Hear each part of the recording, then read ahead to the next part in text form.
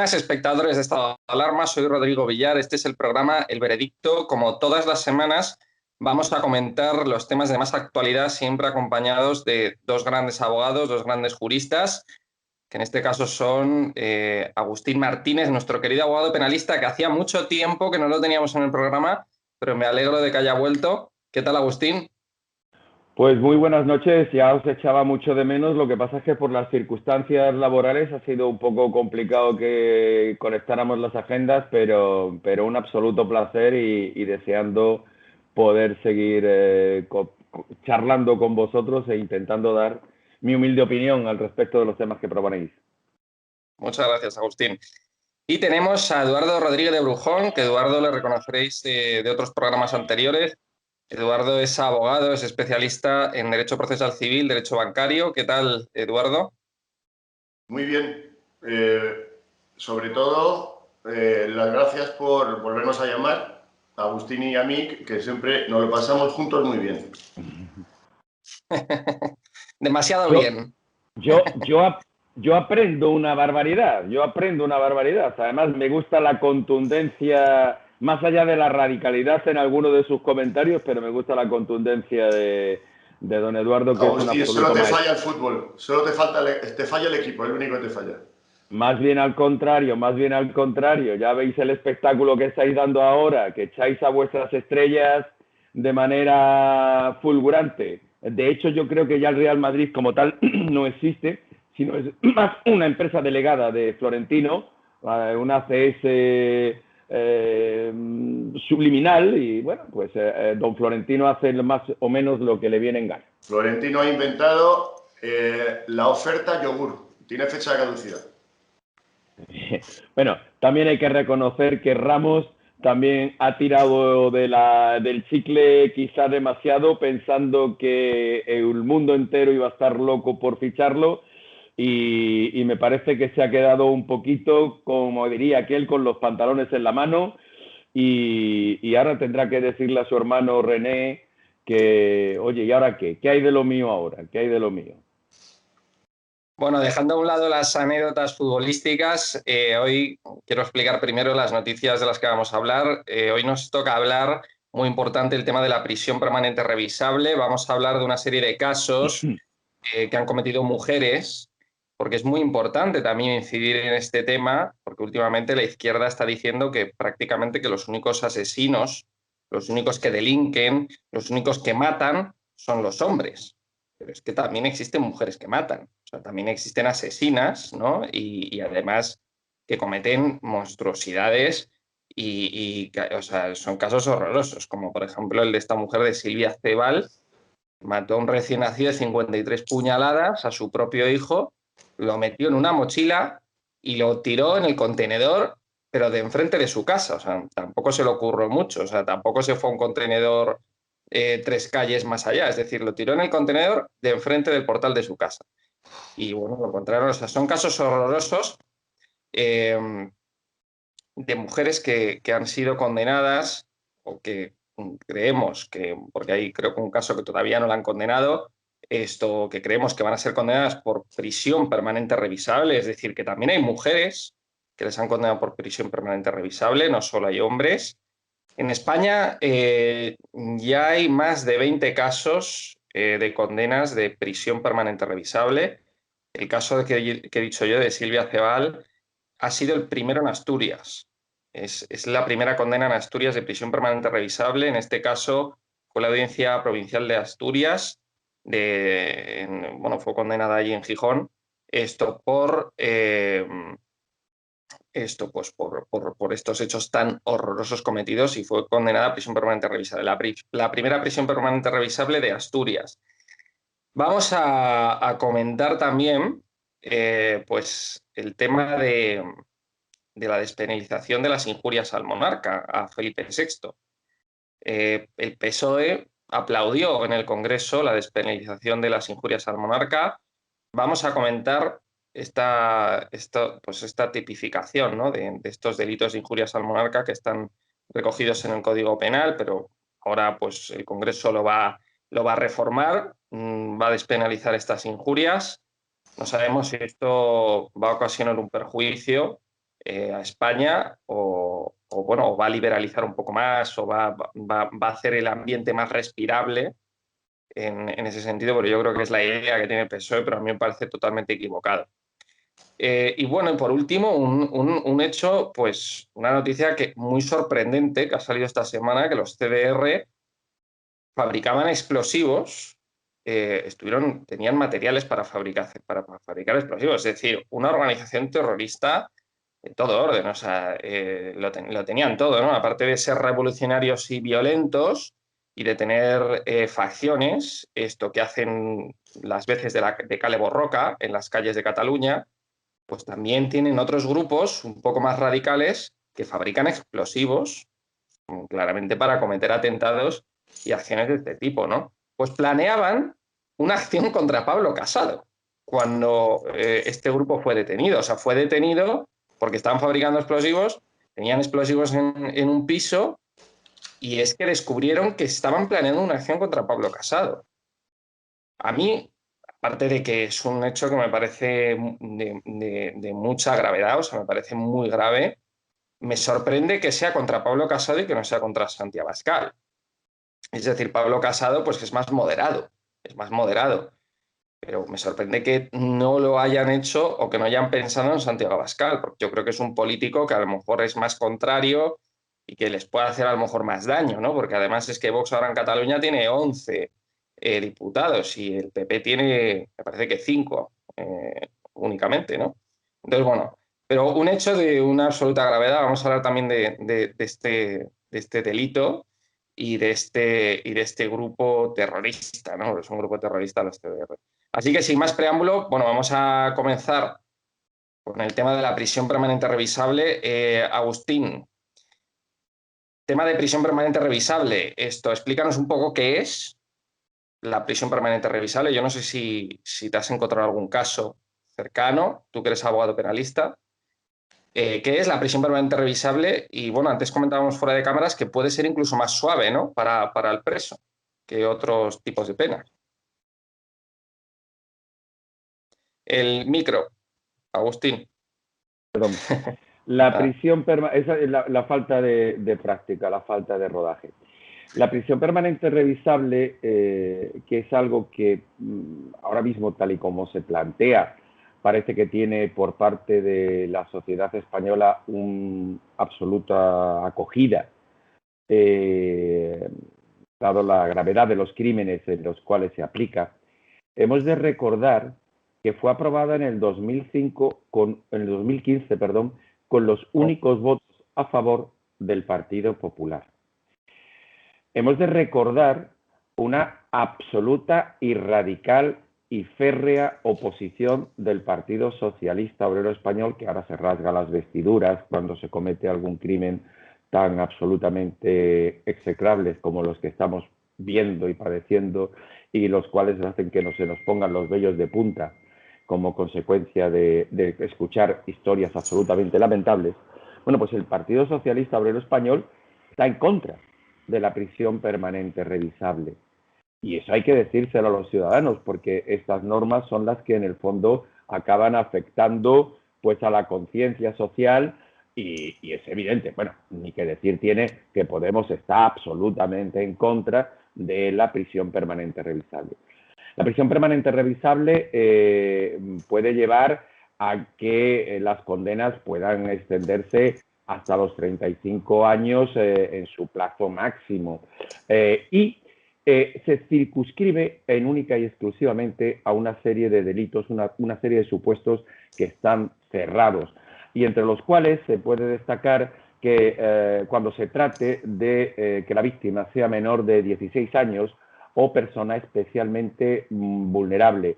En aquellos casos en los cuales se produzcan asesinatos múltiples o asesinatos cometidos por miembros de organizaciones criminales, delitos contra la corona o delitos contra el derecho de gente, matar o violar la inmunidad de un jefe de Estado extranjero o cualquier persona protegida por tratado, delitos de genocidio, violaciones en serie, violaciones a menores tras privarles de libertad y torturarles, y muertes provocadas en incendios, estragos causados en infraestructuras críticas, liberación de energía nuclear o elementos radiactivos, es decir, delitos muy, muy graves.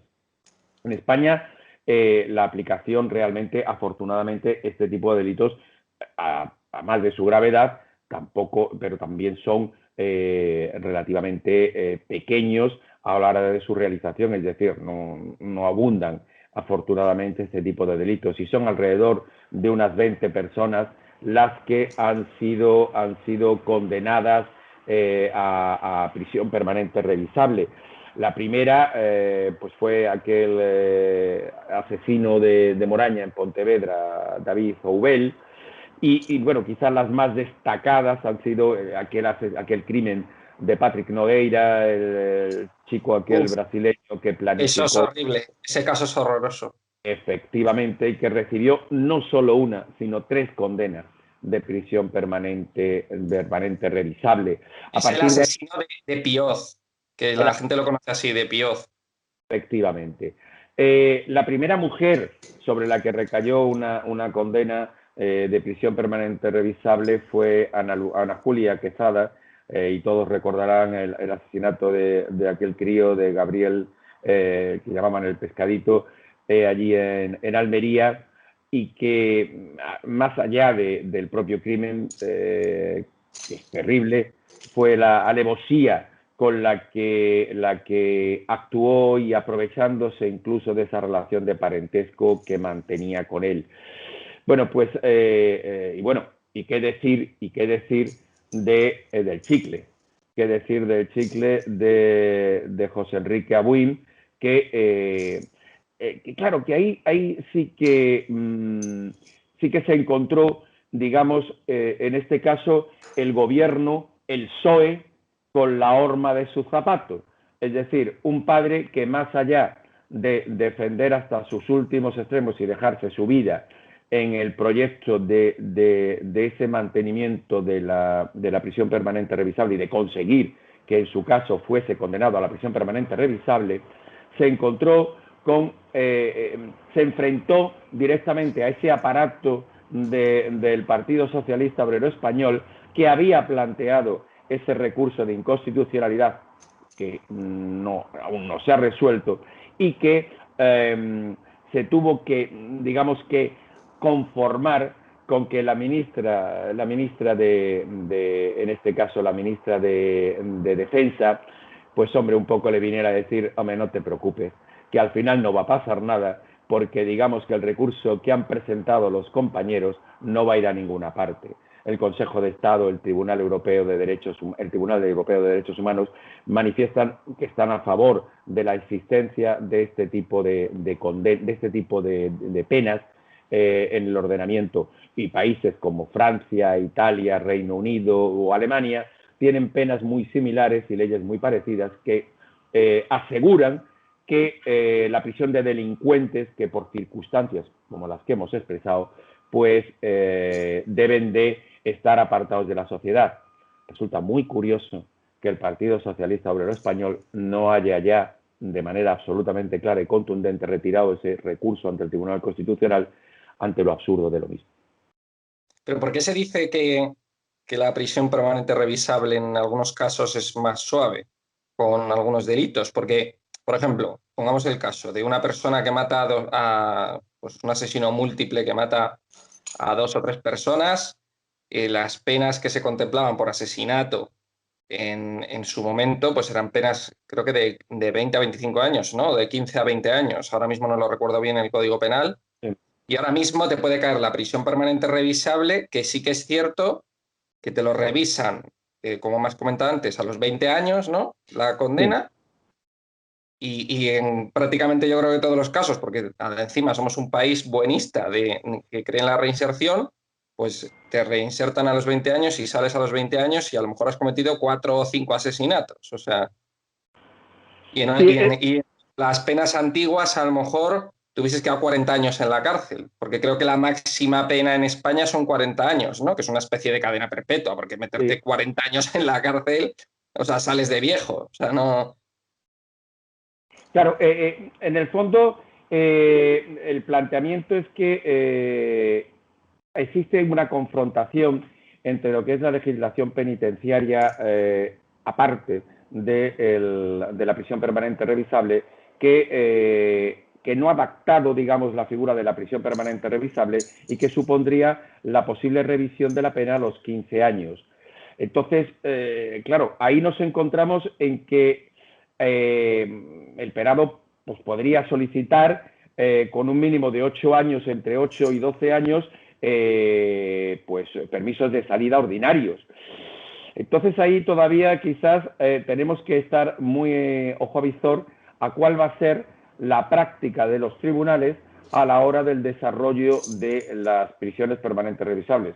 Como hemos planteado, la primera es del 2015, es decir, prácticamente lleva 6 años en prisión el primer condenado en prisión permanente revisable, con lo cual quizás en la ejecución hay que ver cómo se puede plantear digamos la practicidad de la norma en sí. ¿Cómo van a aplicar los tribunales después la ejecutoria de esas penas? Eduardo, Cuéntame. yo tengo una duda. Yo no sé si entre los dos me la podéis responder, que yo creo que también es la duda que tiene mucha gente, ¿no? Y yo creo que los espectadores también se lo están preguntando, ¿cuál es la diferencia entre cadena perpetua, que es, por ejemplo, lo que pide Vox, y la prisión permanente revisable? O sea, yo entiendo que en la cadena perpetua no hay revisión ninguna, pero claro, en Estados Unidos, por ejemplo, que hay cadena perpetua, esto sí que te revisan las penas también como aquí en España, cada 20 años y tal. Es cierto que luego, como decía antes Agustín, te la puede conceder o no, y en Estados Unidos no te lo suelen conceder así tan a la ligera, ¿no? La libertad. Pero también te lo revisan, ¿no? Entonces, no sé. Pero bueno, Eduardo, coméntame qué opinas de esto y de que también hay mujeres, como has visto, que también las han condenado por prisión permanente revisable. O sea, porque la izquierda parece que dice que los únicos asesinos y delincuentes son los hombres. Bueno, el artículo 14 de la Constitución nos dice que somos todos iguales ante la ley sin igualdad de sexo ni condición y tal. Lo que pasa es que si le aplica a una mujer la cadena perpetua, pues es algo obvio. Y que se le aplique a una mujer, en este caso, la prisión revisable, permanente revisable, pues sería algo normal. El problema de España es que lo obvio se convierte en noticia y cuando lo obvio se convierte en noticia la sociedad está enferma. Y en este caso que sea una noticia que una mujer se le aplique el Código Penal en toda su contundencia, si eso es noticia, estamos mal. ¿Y qué sucede con la prisión permanente revisable? Pues que yo creo que es pura nomenclatura, porque a la gente le duele, y sobre todo a los políticos, decir que hay cadena perpetua. Pero en realidad prácticamente es lo mismo si se articula como en Estados Unidos que se puede revisar esa cadena perpetua. Por lo tanto, yo opino que es pura nomenclatura la diferencia entre una y otra. Aparte de la regularización y la tipificación de los tipos de delitos que se van a aplicar, que recientemente han surgido nuevos delitos de la prisión permanente revisable, como por ejemplo ha sido el asesinato con obstrucción de la recuperación del cadáver, asesinato después del secuestro, violación en serie, violación a un menor tras privarle de la libertad y torturarle, muertes en incendios, estratos en infraestructuras críticas, liberación de energía nuclear o elementos radiactivos. Es decir, se ha ido ampliando la aplicación y en este momento pues yo creo que es una pena que está totalmente en revisión del 140 del Código Penal. No obstante, yo creo que Agustín puede matizar lo que yo he dicho porque él es mucho más experto que yo. A mí me interesa... Sí, Agustín, perdona. Lo que ha dicho es absolutamente ajustado a derecho. A mí me cuesta mucho trabajo entender cómo se puede hablar por parte de aquellas formaciones que plantearon ante el Tribunal Constitucional el recurso como tal, de hablar de que la prisión permanente revisable vulnera a la Constitución en relación con la prohibición de penas inhumanas. vulneración del principio de proporcionalidad, posibilidad de reinserción. Hombre, es que a uno de verdad le produce un cierto, si se me permite, escalofrío. Escalofrío pensar que estemos hablando de prohibición de penas inhumanas, eliminar de la calle y meter en un centro ad hoc a una persona pues que ha matado a un niño absolutamente indefenso por el mero hecho de que le podía molestar en su relación personal, o que ha violado, ha tirado en un pozo a una chica de manera absolutamente brutal, ha cercenado una vida, y que se pueda considerar inhumano encerrarle por un larguísimo periodo de tiempo, me parece algo profundamente estremecedor y ridículo. Está muy bien que el sistema sea garantista, y yo soy un arduoso defensor de lo que es el sistema procesal garantista de este país. Ahora, eso no implica que cuando existe una condena y cuando queda absolutamente clara la comisión de hechos, que insisto, son pasados y que son especialmente por su naturaleza graves, tengan que tener una sanción que desde luego en ningún caso puede ser considerada inhumana, porque realmente lo inhumano son los crímenes como tal cometidos. Me interesa mucho el tema de poder diagnosticar algún tipo de síndrome en el asesino. Es decir, si realmente estaba al 100% de su capacidad cognitiva, si realmente estaba, pues tenía algún problema psiquiátrico, si padecía de algún trastorno. Me interesa mucho este tema, porque el tema, por ejemplo, tan horroroso que ha ocurrido hace nada, ocurrió en 2019 el delito, el hecho ocurrió en 2019, en agosto del 2019, pero bueno, la han condenado ahora, es el que decía antes de Silvia Cebal, condenada a prisión permanente revisable, que mató con 53 puñaladas a su propio bebé, nada más nacer, y luego lo metió en una mochila y lo tiró a un contenedor. Entonces, dijo la sección octava de la Audiencia Provincial, dijo que al emitir el fallo, después de que un jurado popular decidiera por unanimidad que la mujer de 30 años era culpable de haber matado consciente, intencionadamente y voluntariamente al bebé que había dado a luz ese mismo día y cuyo embarazo había ocultado tanto a su entonces pareja como al resto de familiares y allegados. Dice que, esto es importante, dice que la sentencia descarta que la condenada padezca alteración alguna de sus facultades volitivas y cognitivas. Es decir, no tenía ningún problema, vamos, aparentemente. Pero me interesa mucho este tipo de casos porque se suelen dar más en mujeres que en hombres. Estos delitos que se perpetran contra personas que están a tu cargo, es decir, contra hijos, contra ancianos, etc. Es cierto que los delitos, por ejemplo, contra otros hombres o contra mujeres, los cometen mayoritariamente los hombres, ¿no? Los propios hombres. Pero el tema es que las mujeres sí que cometen, hay un porcentaje mayor de mujeres que cometen delitos contra personas que están a su cargo. Esto se llama el síndrome de Munchausen, ¿vale? Que es un trastorno en el que una persona, generalmente el cuidador o la madre de un niño, deliberadamente causa lesión, enfermedad o trastorno a otra persona. Tú como abogado penalista, es que yo, por ejemplo, me acuerdo todavía de mi profesora de Derecho Penal Avanzado, cuando yo estudié Derecho, que estaba súper interesada en todo lo referente a los psicópatas, a la psiquiatría dentro de los delitos penales, porque decía que en las cárceles en España está plagada de gente que tiene trastornos. O sea, es decir, aquí en España no se hace esa separación, ¿no? Como en Estados Unidos, que si estás loco, pues vas a un psiquiátrico. Un psiquiátrico que es común, o sea, que es una cárcel psiquiátrico. Y si no, pues te vas a una cárcel común.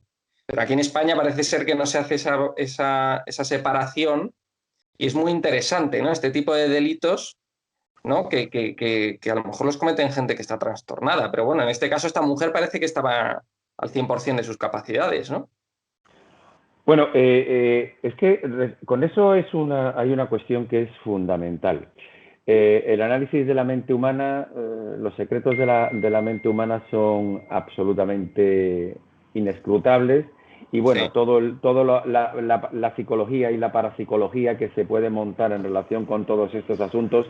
Yo recuerdo que estabas hablando del crimen de Piot, la compañera que llevó el procedimiento, Bárbara Arroyo, introdujo un elemento que era absolutamente novedoso y que se había practicado en los Estados Unidos, que era algo así como el análisis de la mente de este hombre. No sabría explicártelo muy bien, me lo ha explicado, pero no sabría explicártelo muy bien y creo que ella lo podría hacer sin duda muchísimo mejor. Era prácticamente hacer una radiografía cerebral y determinar que este hombre, bueno, pues no estaba en condiciones de ser juzgado como alguien con plena capacidad de actuar. Claro, es que a todos, al ciudadano normal, no se le pasa por la cabeza o no entiende qué se le puede pasar por la cabeza a un señor alto, guapo, fuerte, sin ningún tipo de con pareja, que decide coger a dos niñas lindísimas y con la única finalidad de hacerle daño a su mujer, irse al medio del mar y tirarlas con un ancla. Claro, si ese señor no se hubiese matado y apareciera, ¿alguien sería capaz de decir que ese señor no es un enfermo mental? Pues alguna enfermedad mental debe de llevar a alguien a cometer un crimen tan atroz. El propio chico de Piot, o sea, sentarse a comer poco menos que un bocadillo mientras había matado a las niñas y a la mujer, esperar que llegara el hombre para matarlo a él y jactarse de ello contándolo después.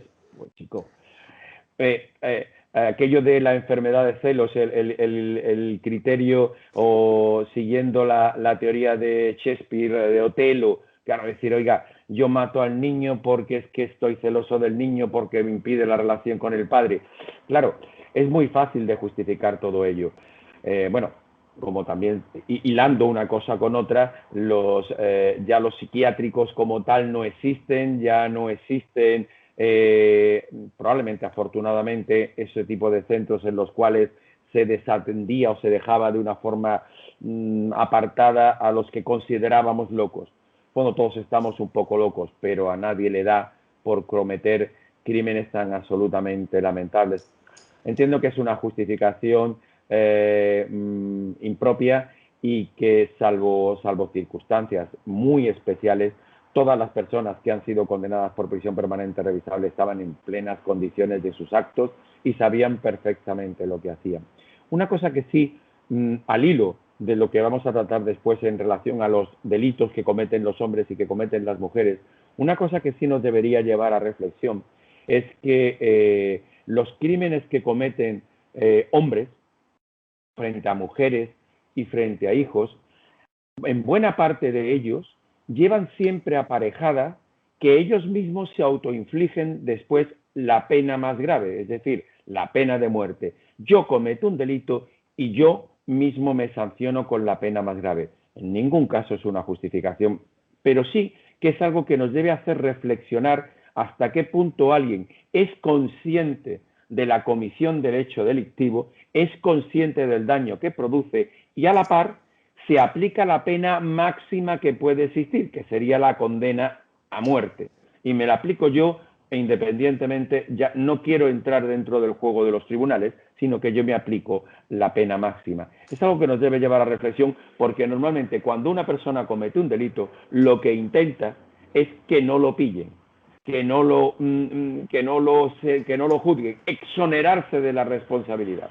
Pues bien, hay determinados delitos como son todos estos crímenes que se están produciendo en relación con las mujeres que automáticamente conllevan que el propio culpable se aplique la pena máxima, que en este caso sería la pena de muerte.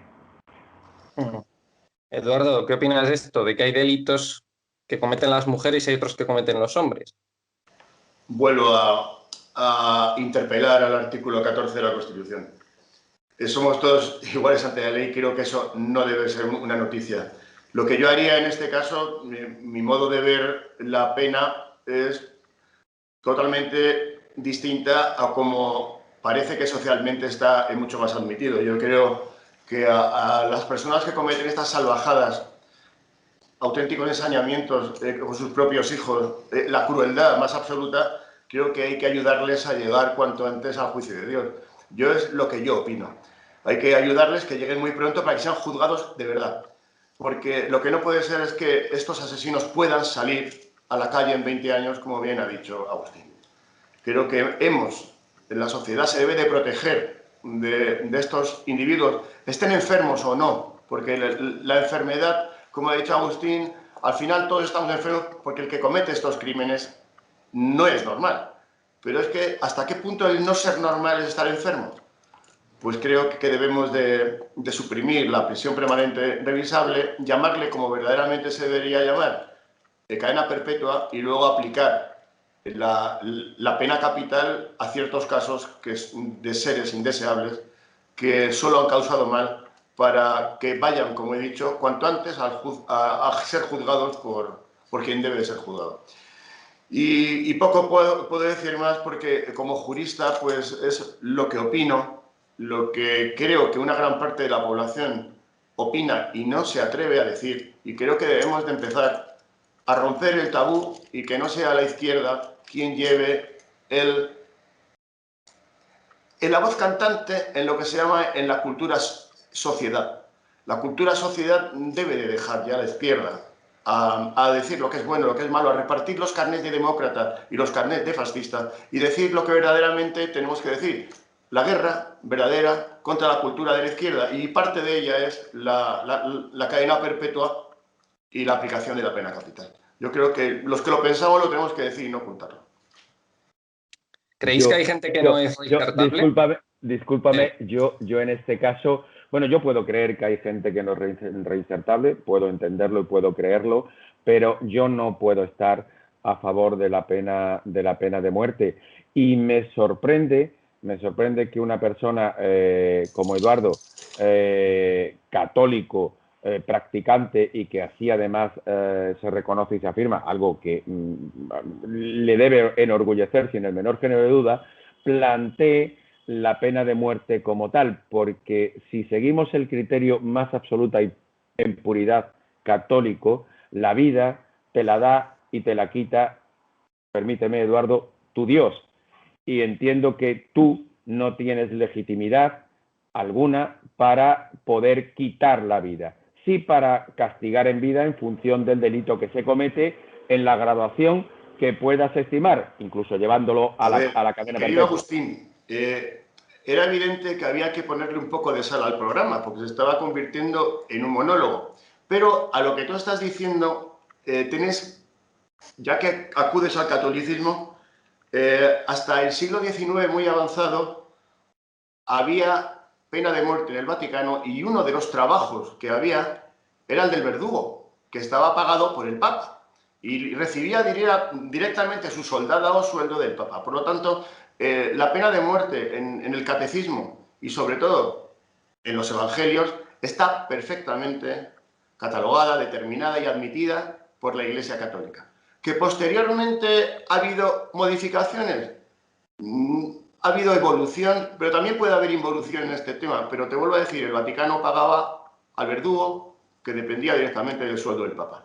Creo que con eso te puedo contestar.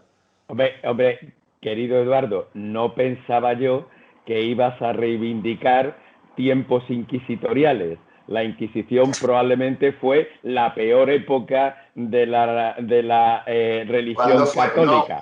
Ya no había Inquisición. En el siglo XIX, muy avanzado, concretamente en 1884, ya no había Inquisición, y seguían pagando al verdugo en el Vaticano. Esto me retrotrae a lo que dijo Jesucristo: Dios mío, perdónalos porque no saben lo que hacen. Si hubiera que haber aplicado la pena de muerte a aquellos romanos que mataron a Jesucristo, ostras, nos hubiera llevado a un juicio. Nuestro querido jefe nos dice algo en los evangelios que dice: el que escandalicera o hiciera un daño a un niño, más le valdría que se atara una rueda de molino al cuello y se tirara al mar. Es decir, está dando la pena de muerte. Entonces, yo no creo que yo, si Jesús opinaba eso, no creo que yo sea quien para corregir al maestro. En Y quien esté libre de pecado, que tire la primera piedra, salvando de la lapidación y de la pena de muerte a María Magdalena. O sea, quien esté libre de pecado, que tire la primera piedra. Hombre, ¿no? Lógicamente, porque Jesús era el único que podía perdonar y la perdonó. Por eso hay que mandarles rápida y cuanto antes a este tipo de asesinos al verdadero juicio, que sea el juicio de Dios. Hay que mandarles rápido, para que sea quien le juzgue. Eso le decía a Putin. Eso le decía Putin. Eso lo dijo Putin. Eso lo dijo Putin de unos terroristas, de unos terroristas sirios, me parece, que decía que su trabajo era... no, que el trabajo de Dios era que él no los juzgaba, que él no iba a hacer ningún juicio con ellos. Dice que ese era el trabajo de Dios, que su trabajo era mandarlos con él lo antes posible. Saber que lo había dicho Putin, estoy totalmente de acuerdo. Absolutamente. Hombre, más allá de esta discusión teológica, sinceramente, yo creo que en el siglo XXI en el que estamos, la pena de muerte es algo absolutamente, para mí, y con el permiso de Eduardo, algo absolutamente impropio de una sociedad evolucionada y que solo queda para sociedades absolutamente radicalizadas. Entonces, y absolutamente... ¿estás en contra del juicio de Nuremberg? Pero es que estoy en contra de la aplicación, en todo caso, de la pena de muerte. Rudolf Hess se pasó ¿estás en contra del juicio de Nuremberg? No, estoy en contra de la pena de muerte. El juicio de Nuremberg, evidentemente... No, insisto, el juicio de Nuremberg fue un juicio puramente político en el cual estoy absolutamente en contra de las condenas que se aplicaron en ese momento. Estoy en contra de cualquier condena que pueda suponer la pena de muerte. Porque fíjate, da la casualidad que dentro de también las cuestiones, mezclando las cuestiones teológicas, solamente es infalible su santidad el Papa, y en este caso estoy casi convencido de que tú dirías que este tampoco es infalible. Este entraría dentro de los perfectamente falibles. Dicho un amigo mío que es cura, y no te voy a decir el nombre, me dijo que una de las pruebas esenciales que daba la posibilidad de que el Espíritu Santo bebiera fue cuando eligieron a este Papa. Y dijo: queda probado que el Espíritu Santo también bebe. Pues es evidente que mi relación con la Iglesia Católica no la va a romper este Papa, como tú te puedes imaginar. Pero vamos, a mí no me va a echar de la Iglesia, pero te quita la afición. Claro, no, pero a donde quería ir como elemento fundamental incluso para quebrar a aquellos defensores de la pena de muerte, iba por la posibilidad de error por parte de los tribunales. Y un Exactamente, ahí es donde quería yo. Claro, y un caso paradigmático es el de Dolores Wanhoff. ¿Por qué? Porque en un momento determinado, una turba, un tribunal, en casos absolutamente mediáticos, en los cuales la sentencia acaba predeterminada por esa presión social que buena parte de algunos de los penalistas padecemos, puede llevar al dictado de sentencias ya no injustas, sino realmente erróneas. Si a Dolores la hubieran asesinado, la hubieran matado en virtud de una sentencia que la hubiera condenado por matar a una chica inocente, eso después no hubiera podido ser corregido ni por la bondad del Altísimo, ni por la clemencia de los que en la tierra pedís que los juicios se hagan en el cielo. Obviamente, esa posibilidad de error, esa posibilidad de que por parte de un tribunal se cometa una injusticia, hace que aquellos que defendéis la pena de muerte como tal, debierais ser un poquito más cautos. Hombre, es igual que si el asesino se equivoca de víctima. Dice: ay, no quería matar a esta, pero está muerto, ¿no? Es decir, los errores los hay hasta en los asesinos.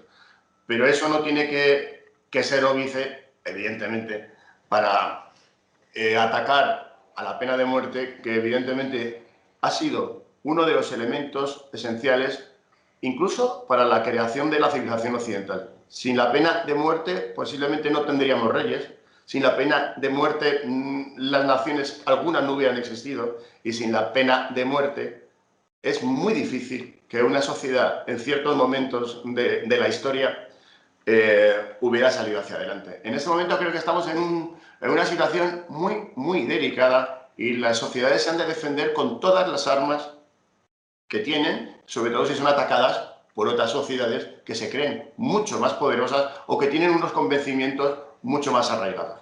Por lo tanto, la pena de muerte es un instrumento que se ha de utilizar cuando es necesario. Pero es cierto, o sea, lo que decía Agustín es que en Estados Unidos pasa, ¿eh? En Estados Unidos pasa de que se han cometido errores, de que se ha condenado a la pena de muerte a gente que luego se demostró que no habían cometido tales delitos o que no eran de la gravedad que decía el tribunal y se los han cargado. Pero o sea, sí, pero eso ya es un problema, luego las penas de deberíamos muerte... afrontar. Pero ese es un problema que debemos de afrontar. El jurado es muy peligroso. Es decir, que se deje, que se implante y se imparta justicia con un juzgado de legos es muy peligroso y da lugar a estos errores que son tan graves y dañinos como los que suceden en Estados Unidos, en que la justicia está basada en jurados. Muy parecido ocurre en España. En España el jurado es una institución que debería ser derogada instantáneamente porque da lugar a la injusticia. Si juzgara a un profesional habría muchos menos errores, muchísimos menos errores. Sí, eso también es cierto. Querido Eduardo, ¿cuántas sentencias injustas han dictado tribunales de profesionales? Te puedo enumerar cientos. Hombre, te puedo contar que todos los días estoy haciendo recursos. Es obvio. Y ¿sabes qué pasa incluso?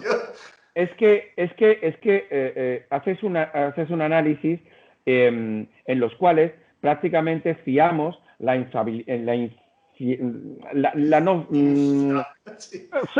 nos va a costar.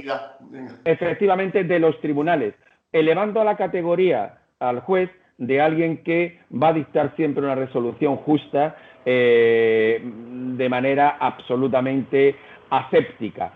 Y ya te digo que, desgraciadamente, desde lo más alto que podría ser el Tribunal Constitucional, al propio Tribunal Supremo, a la Audiencia Nacional, cuanto más alto es el tribunal, más condicionado y más políticamente influenciado está.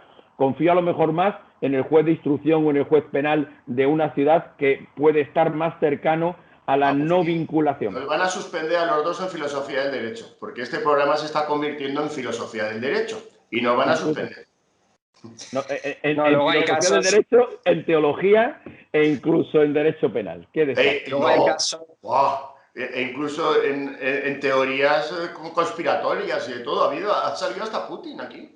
Pero perdona, hay que reconocer que en lo de teorías conspiratorias tú eres un maestro, ¿eh? Hay que reconocer que esas te las dejamos a ti. Hombre, primero te escucho a ti y luego planteo. Exactamente. Bueno, yo en eso soy bastante más humilde. No, luego hay casos que son para estudiar, ¿no? Sacabais el tema de los juicios de Nuremberg, hubo casos como, por ejemplo, de Ernst Kaltenbrunner o de Rudolf Höss, que no es Rudolf Hess, Rudolf Höss, que fue el comandante de Auschwitz, que admitió en unas preguntas, un interrogatorio que se le hizo en uno de los juicios de Nuremberg, que bajo su mando se asesinaron a 2 millones y pico de personas en un campo de concentración, o sea, una barbaridad. Entonces, y luego hay casos, pues sí, que son para estudiar, que a lo mejor es ¿qué te compensa más? Tenerlo vivo en una cárcel o que se le elimine porque pueden ser símbolos, porque pueden considerarse símbolos para aquellos nostálgicos de ese régimen y demás, y que pueden causar una nueva revolución si esos líderes siguen vivos, ¿no? Que puede ser algo muy peligroso. Entonces, depende también, yo creo que del caso, ¿no? O sea, monstruos, por ejemplo, de la historia, como los que he nombrado, como Ernst Kaltenbrunner, que era uno de los jefes de las SS, o Rudolf Höss, pues es que eran, no sé, son para estudiar, ¿no? Pero es interesante. Disculpa, Rodrigo, creo que en esto Eduardo va a estar de acuerdo conmigo. La historia la escriben los vencedores, porque claro, estamos haciendo el juicio de Nuremberg, pero jamás nadie ha hecho el juicio a Stalin, a Lenin, a Fidel Castro, a Pol Pot, No, yo digo, a los Mao de Nuremberg Zedong. los habéis nombrado, Claro, porque los habéis nombrado. claro, pero es que los de Nuremberg fueron como consecuencia de que fueron los derrotados en la guerra. Pero si hubiera habido un juicio contra Stalin, los crímenes de Stalin son tremendamente, si se me apuran, superiores, y permítaseme, no creo que sea una barbaridad, tremendamente superiores a los que pudo cometer Hitler, que fueron terribles, absolutamente abominables, para que nadie vaya a pensar que estoy ni tan siquiera defendiendo mínimamente las teorías hitlerianas, nada más lejos de la realidad. Pero, claro, la historia nos ha devuelto a un personaje como Hitler, absolutamente terrorífico y la representación del mal en estado puro. Y bueno, hay mucha gente que idealiza la figura de Stalin o que idealiza la figura de Mao Zedong cuando eran absolutos criminales. Claro, esa es un poco la vergüenza ideológica. Tienes toda la razón. Incluso si hubiese perdido Estados Unidos la guerra y hubiesen juzgado a los americanos, por ejemplo, estoy totalmente seguro que J. Edgar Hoover hubiese sido otro monstruo de los juicios. Es decir, o sea, ese señor, porque no se ha destapado todo lo que hay, pero vamos, que seguro que también hubiese habido monstruos en el lado americano. Bueno, o sea, totalmente seguro.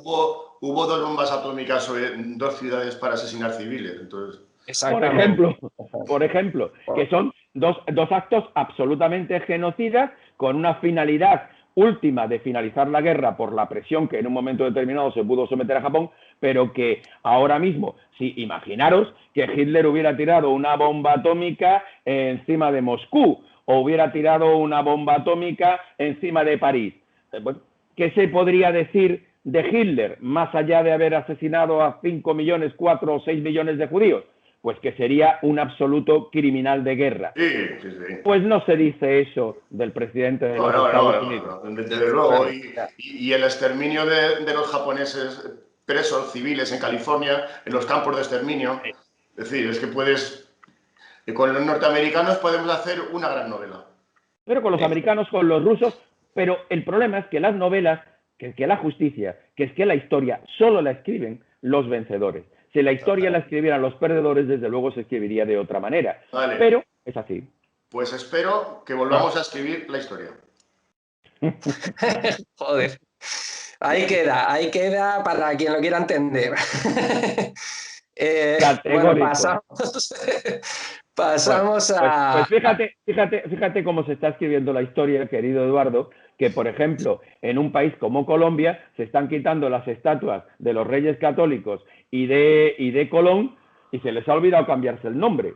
Porque claro, Colombia no viene del café, de la marca del café, Colombia viene de Colón y América de Américo Vespucio. Es que ese revisionismo histórico, que es verdad, y esto comparto contigo, que proviene de una cierta progresía pseudoculturalmente avanzada, que nada más lejos de la realidad, está haciendo revolverse los pilares básicos de una sociedad occidental que, bueno, que en cierta medida funcionaban y funcionaban muy bien. Vamos a pasar, que nos queda ya poco tiempo, pero bueno, quiero que comentemos este par de noticias que nos quedan. La despenalización de las injurias al rey. Yo creo que esto lo hablé yo alguna vez con Agustín y creo que estaba a favor de despenalizar las injurias al rey. Y yo creo que Eduardo estará en contra. Bueno, ¿qué te voy a contar? Además, después de que Agustín nos haya dicho que uno de los motivos para la prisión revisable es delitos contra la corona. Entonces, según lo que nos ha dicho Agustín, tiene que estar a favor.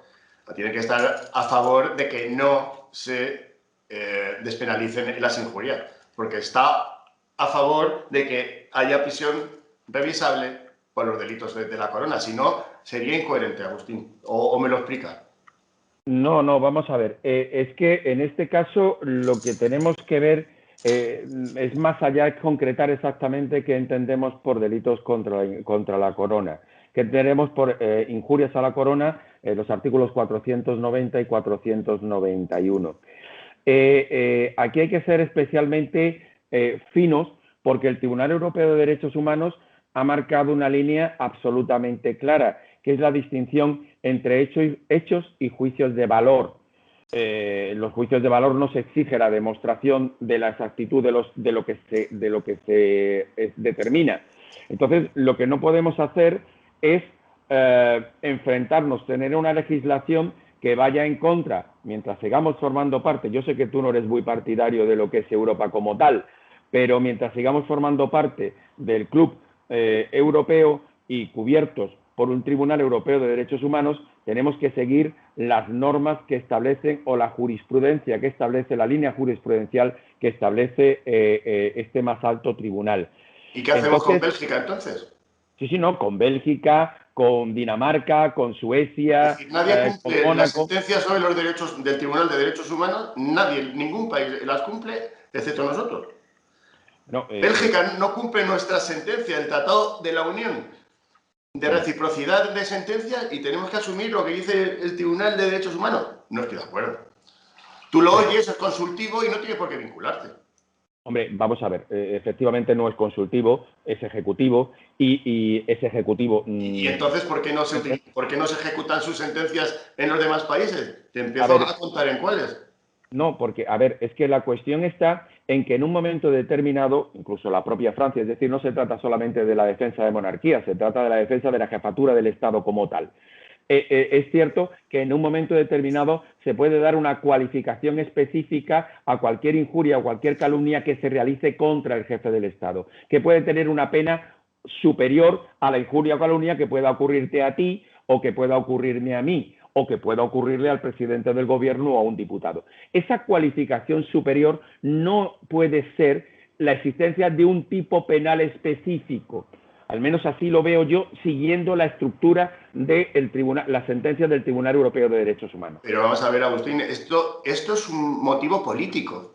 Si tú despenalizas las injurias al rey, estás rebajando al rey. Le estás rebajando en su autoridad. Más aún, estás diciendo que al jefe del Estado se le puede injuriar. ¿Por qué? Porque representa a España. Y en realidad, despenalizando, permites insultar.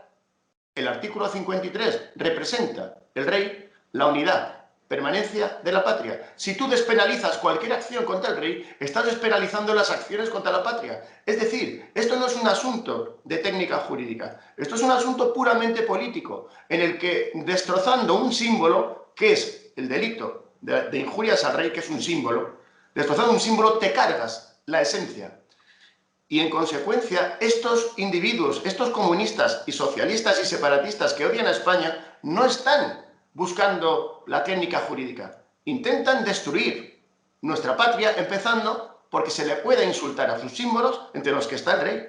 Es decir, tenemos que pensar mucho más allá, muchísimo más allá que la técnica jurídica, porque la técnica jurídica no la sabemos todo en un laboratorio, pero ellos juegan con otras reglas. Tenemos que jugar con sus propias reglas, utilizar sus propias armas. No podemos nosotros estar tirándonos piedras y ellos lanzándonos balas. En consecuencia, no estoy de acuerdo, Agustín. No se puede despenalizar el atentado, la injuria, quemar fotos del rey. No se puede despenalizar. Tú ponte en mitad del Central Park a quemar una bandera norteamericana. ¿Te cuento en lo que te cae encima? ¿Tú quieres saber si en la Plaza Roja quemas una bandera rusa? ¿Tú sabes lo que te sucede? ¿Y por qué vamos a despenalizar nosotros las injurias al rey? ¿Pero por qué? Al revés, hay que potenciarlas. Y el que toque a España sus símbolos, y entre los que está el rey y su himno, tiene que entrar en prisión. Y no sé si permanente, revisable, pero tiene que entrar en prisión. ¿Por qué? Porque es un delito lesa patria, que es los más graves que hay, y está rozando el delito a la traición. Es tremendo lo que estamos hablando. La proporcionalidad de las penas es un principio fundamental. Claro, y la destrucción de tu patria tiene que tener la misma proporcionalidad de lo que pretenden hacer. Pretenden destrozar nuestra patria. La pena es proporcional. No, yo creo que es ínfima. Hay que elevarla. Estoy seguro que estarás de acuerdo conmigo que la jefatura del Estado, tú planteas que necesita no solo una especial protección, sino una sobreprotección como tal. Bien, entiendo que la presidencia del gobierno también, porque la presidencia del gobierno también... No, porque no representa no. No es un La símbolo, presidencia Agustín, de no es gobierno un no símbolo. está en el artículo 53 de la Constitución. No representa la permanencia de la patria ni es un símbolo de España. Pero vamos a ver, hombre, vamos a ver. Evidentemente, el gobierno como tal, la presidencia del gobierno, también representa al Estado, también representa al país y también tiene... No. Para Exactamente igual. nada. Exactamente igual. Para nada, porque no es permanente. Es cambiable. Eso sí que es político. Absolutamente cambiable. Absolutamente derogable. Absolutamente prescindible. Sin embargo, no puedes prescindir de la cabeza del Estado, que simboliza la unidad y permanencia de la patria, que lo dice la Constitución, que tenemos que ser legalistas, empezando por la Carta Magna. El gobierno... La primera que hay que aplicar es la Constitución, porque el resto de las leyes van en cascada de ella. Y si es el símbolo, no se le puede injuriar. Solamente por lo que te digo, por cascada legal. Vamos a ver. Insisto, evidentemente no se puede injuriar a la corona, ni se puede calumniar a la corona. Yo no estoy planteando que eso pueda quedar impune. Estoy planteando que tenga que tener una sobreprotección especial, porque va en contra de la igualdad entre todos los ciudadanos. La Constitución no dice que todos los ciudadanos somos iguales, excepto el rey. Agustín, que el rey no es igual. Perdona, el rey claro que es igual. No, porque él, los ciudadanos al nacer no somos abogados. Él al nacer ya es rey. Es decir, no es igual a los demás.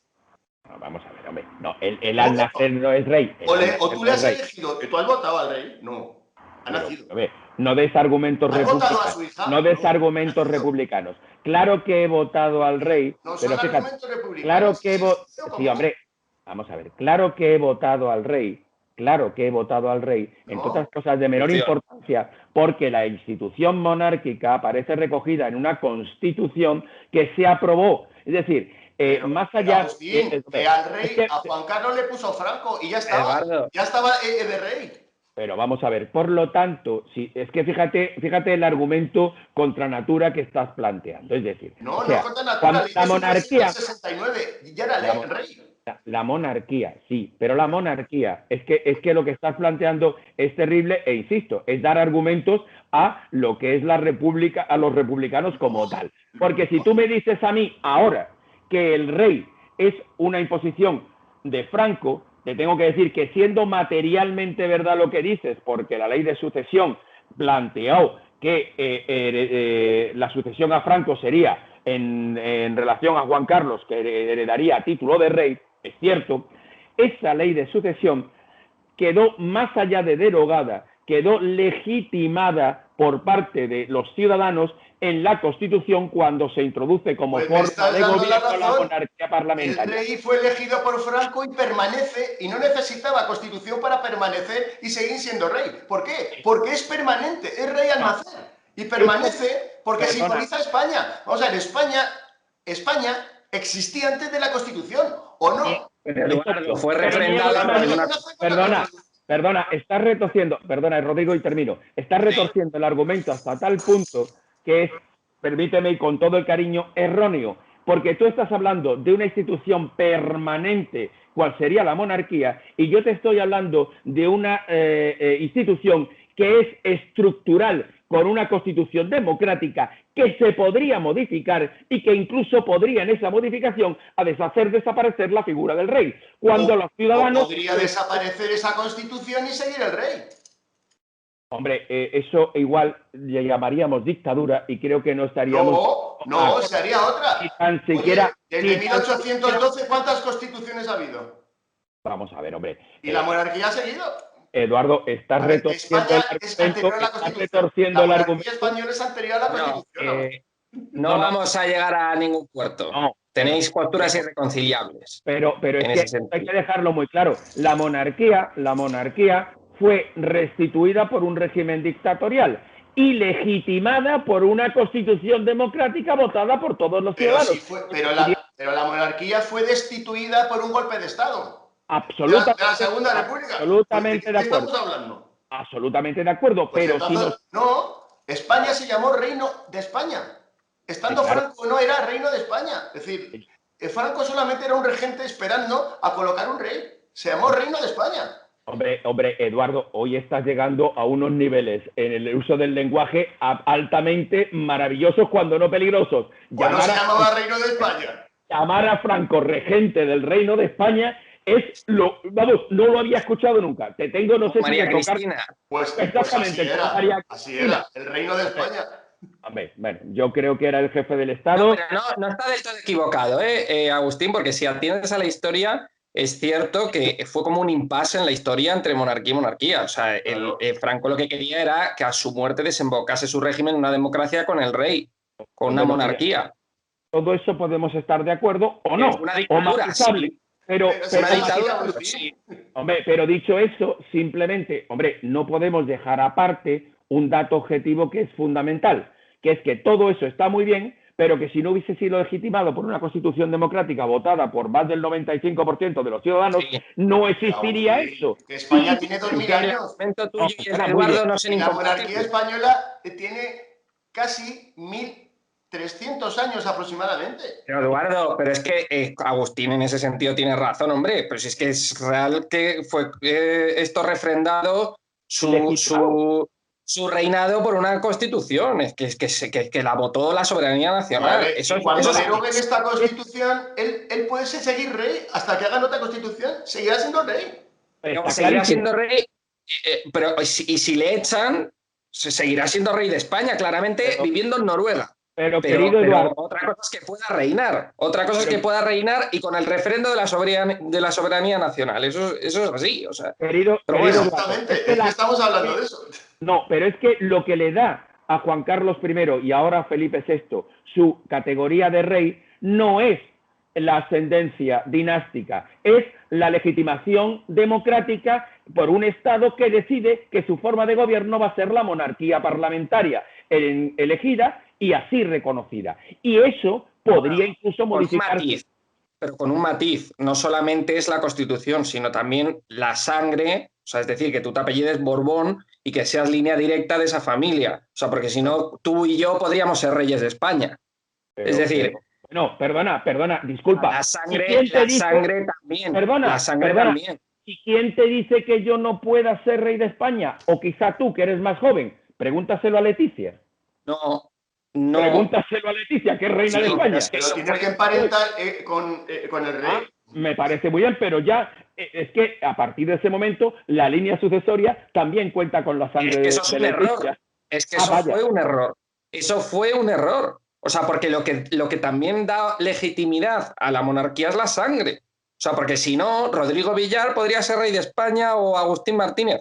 ¿Entiendes? O sea, que la cuestión es que la monarquía, aparte de que yo estoy de acuerdo contigo con el tema de la Constitución, pero la monarquía, aparte de ser el símbolo de la unidad nacional, da una continuidad histórica a España, es decir, su familia ha estado vinculada a la historia de España desde hace siglos. Entonces, la cuestión es que la sangre da legitimidad. Permanencia de la patria, nos dice el artículo 52 de la Constitución. ¿Esté esta Constitución o no? Es el símbolo de la permanencia de la patria y de su unidad. Bueno, que Agustín en ese sentido con el tema de la Constitución también tiene razón. O sea, es que no son incompatibles. Pero bueno, dejando eso, que es que ya se nos ha acabado, o sea, quiero que comentéis rápidamente, madre mía, ¿no? Programa, los CDR que fabricaron explosivos y que querían atentar contra Pablo Casado, ¿cómo os habéis quedado con esto? Pues los CDR, yo creo que todavía no está considerada organización terrorista, me parece que no. Pero bueno, está ahí el camino de Terra Iure, ¿no? Porque ya le han encontrado explosivo, bueno, material para hacer explosivos y que querían atentar, parece ser, o hacer una acción, hacer cualquier cosa contra Pablo Casado, ¿no? Rápidamente, Eduardo, que te veo ahí sonriendo. A ver. Nos queda poco tiempo. Entonces, primero, ¿qué les han encontrado? Les han encontrado lo que llamábamos en el ejército el agente termita.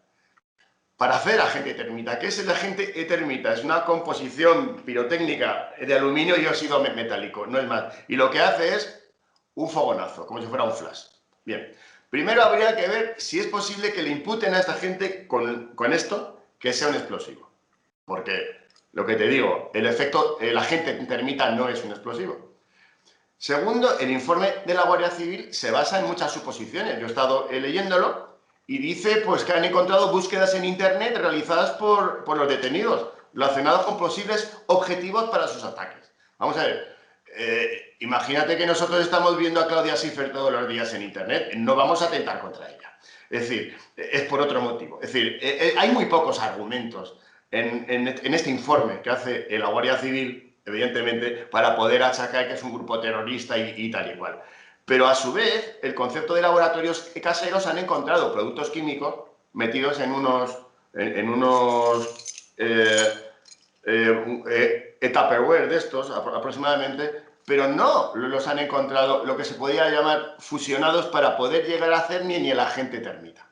Por lo tanto, yo lo veo, yo no soy penalista, ahí ya sí que me rindo fuera de la psicología y de la filosofía del derecho, yo me rindo a lo que dice Agustín, porque creo que es muy difícil a esta gente poderles determinar como terroristas y como miembros de un grupo terrorista o que estaban preparados. Otra historia es que el separatismo catalán siempre ha sido terrorista, racista y asesino. Es decir, que eso es otra cuestión totalmente distinta, pero yo lo veo bastante complicado. Eso sí, rápido, ¿tienen vocación de asesinar? Sí, pero un asesino no avisa, es decir, un terrorista no avisa, hace el atentado.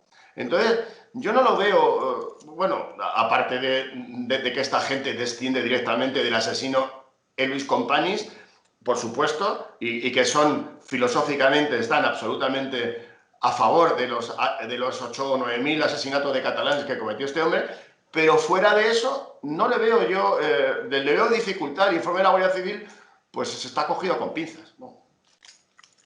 Agustín. Pues muy rápido. Hombre, creo sinceramente que, bueno, coincido con Eduardo en este caso, en que el informe de la Guardia Civil está muy basado y muy montado sobre elementos de suposición. Pero lo que sí que es cierto es que hay una realidad. No se trata de una organización terrorista, está planteándose como una organización criminal con fines terroristas, entendiendo el concepto terrorista como terrorismo callejero de baja intensidad, lo que en el País Vasco se hablaba de Kale Borroka. Bueno, pues hay que reconocer que los movimientos que en un momento determinado han tomado las organizaciones derivadas de la CUP y derivadas de los CDR han sido profundamente violentas y han creado una situación de, insisto, terrorismo callejero en la ciudad de Barcelona, sobre todo en la ciudad de Barcelona. Bueno, a partir de ahí, pues habrá que estar ojo a visor. Lo que pasa es que lo que nunca se puede dejar de recordar es que estos grupos, los CDRs, eran apoyados y alentados por la propia presidencia de la Generalitat en relación con el apreteu famoso de Quim Torra y ese constante aliento a los cachorros de las organizaciones más violentas y radicales que conforman el nacionalismo catalán. Por lo tanto, hay que estar atentos porque aquí parece que lo último que se está pretendiendo es que al final haya algún muerto o haya una desgracia, siguiendo aquella famosa frase de la vía eslovena por la cual accedió a la independencia el país balcánico, con prácticamente alrededor de unos 10 muertos en unos actos, bueno, más o menos prerevolucionarios. La diferencia entre Eslovenia y Cataluña es que en Eslovenia más del 90% de la población era favorable a la independencia y en Cataluña indiscutiblemente no llega ni a la mitad. Pues muchas gracias, Agustín, muchas gracias, Eduardo, que ya nos hemos pasado de la hora. Ha sido un programa larguito, pero interesante. Muchas gracias a los dos y buen fin de semana. Gracias. Es que debatir con Eduardo es un absoluto placer, aunque no estemos de acuerdo. De luego, hombre, Agustín, estás hecho un rojo, tío.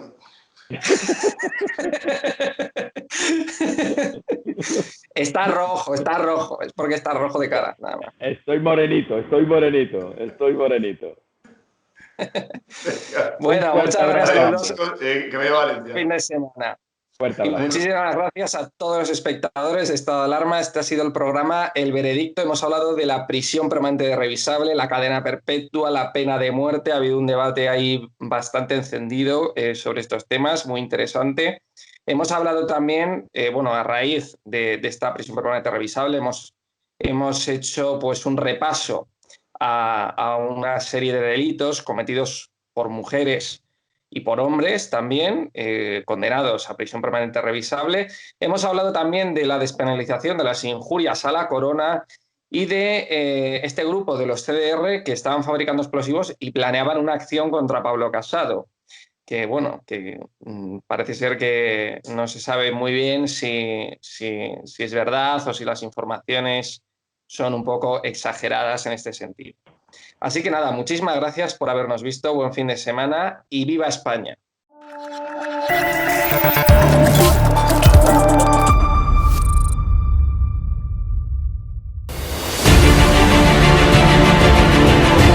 Le he preguntado, usted está siendo investigada por presunta administración desleal. Después es una vergüenza que la extrema derecha mediática... ¿Quién es la extrema derecha? Los que contratan...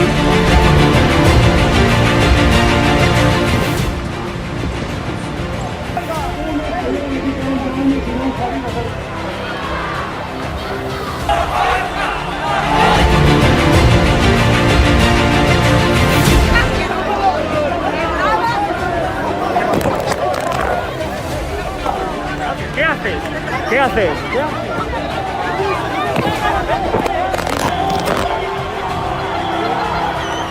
Bueno, pues nos han roto el móvil. Nos acaban de romper el móvil por detrás.